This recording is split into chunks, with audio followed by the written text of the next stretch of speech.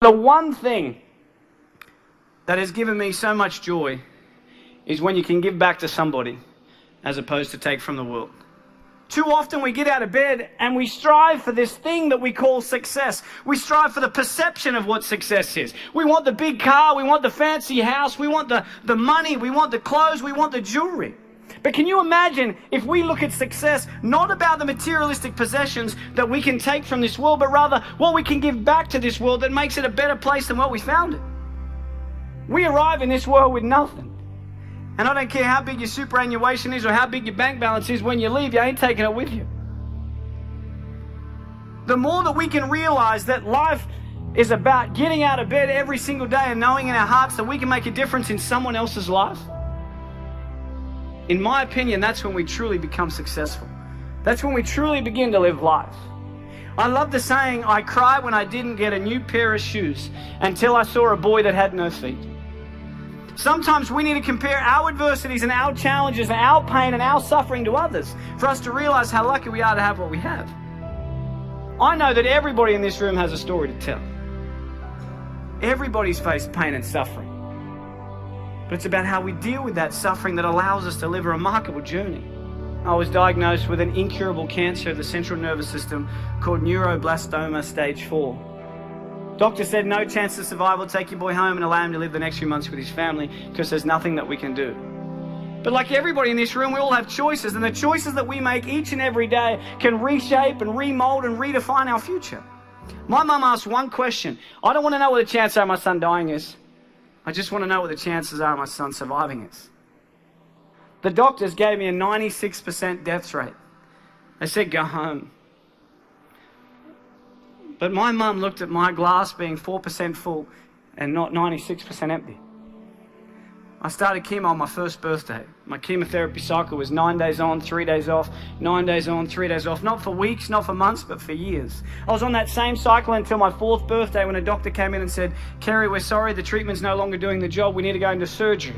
I went into surgery. 6 hours later, the doctors came out and said, we didn't get it all. There's now nothing we can do. But the next day, a doctor came in from America. He said, we're trialing a drug, it's called DTIC. Never been trialed on humans before, only on animals. We're going to trial it on 25 kids. And I truly believe that outside of love, hope is the most powerful word in the English dictionary. This instilled hope into our lives. We started this drug 9 a.m. Tuesday morning. Within 1 month, 20 out of the 25 kids had passed away. Within 90 days, 24 out of the 25 kids were dead. My mum, she would sit there and she would watch a doctor come in and zip up a body bag and wheel them out because of the same drug that she chose to put me on.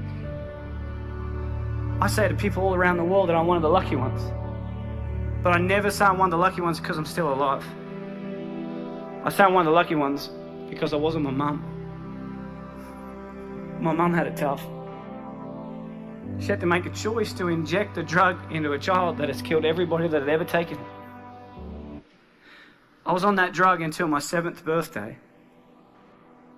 Until one day I was finally allowed to go home.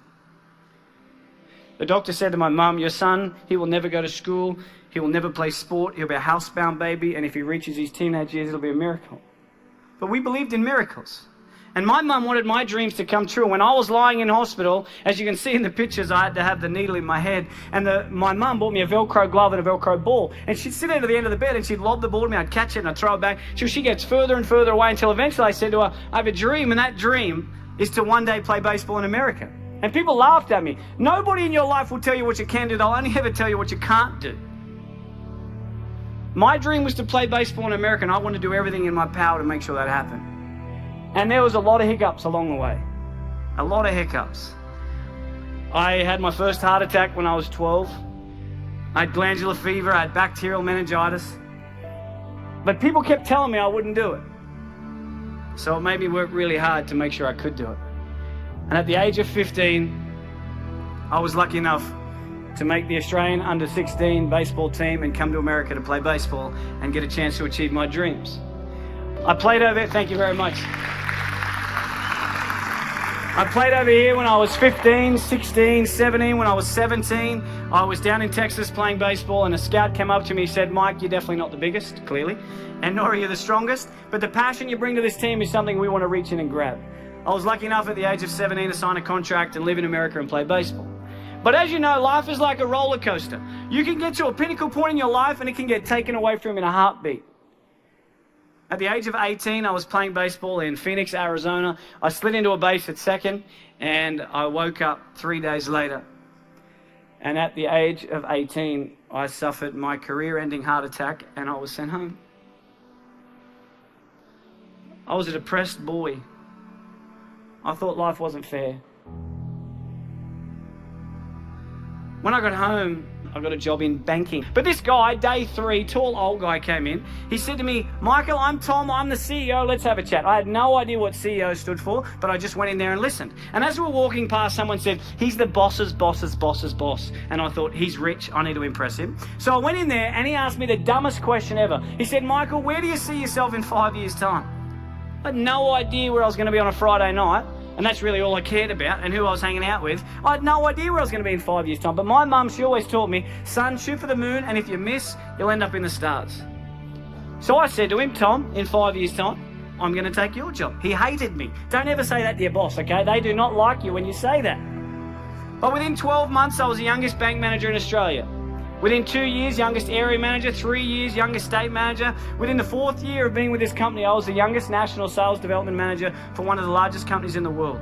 At the age of 23, I had 600 staff, had 120 banks around Australia and New Zealand. I made lots of money. I lived in $1 million house, had a $100,000 sports car, wore the Armani suits and the Rolex, and I reported directly to my mate Tom. I was one step away from taking his job. I remember Friday afternoons, he'd say, how are your numbers? And I'd say, how's your superannuation looking? Because I wanted to take his job. But one day I received a phone call that changed my life forever. My mum and dad separated, and I invested the money that my mum received from the settlement. And unfortunately, that was about 2 months before the GFC hit, and I lost everything. And I couldn't take care of my mum, so I had to put her in a trailer. I got really sick. I got taken to hospital. I had bacterial meningitis, had fluid on the brain. And then I had a stroke down the right-hand side of my body. And I would pray every night, but I wouldn't wake up in the morning. I just wanted God to take me. But I kept waking up every morning. And I realized all I need to do is give back to the world. It's not about what you take, it's about what you give. I thought the saying was the more you give, the more you shall receive, but that saying is wrong. The saying should be the more you give expecting nothing in return, the more you shall receive.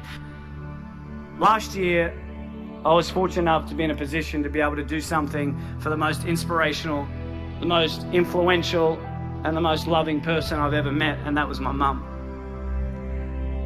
On June 16 last year, I was lucky enough to put a pink ribbon on a door to a brand new home. And I got a chance to buy my mum a brand new house.